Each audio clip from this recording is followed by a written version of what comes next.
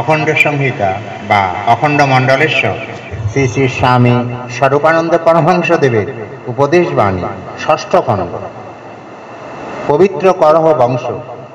অদ্য শ্রী শ্রী বাবামণি দ্বারভাঙা রাজ হাই স্কুলের দশম শ্রেণীর জনৈক ছাত্রকে নিম্নলিখিত পত্রখানা লিখিলেন।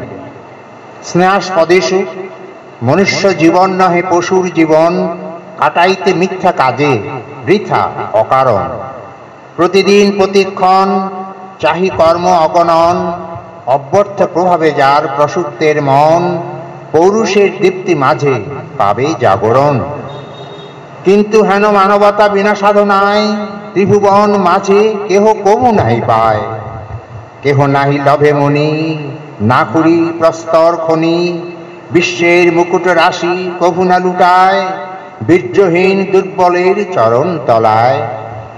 তাই আজি জাগো বৎস, উঠো মহাবীর, ঘুচাইতে দুঃখ রাশি তপ্ত ধরণী, মুছাইতে অশ্রুতার লহ কর্তব্যের ভার, সসম্ভ্রমে শ্রদ্ধা ভরে নত করি শির, পবিত্র করহ বংশ গর্ভজননী।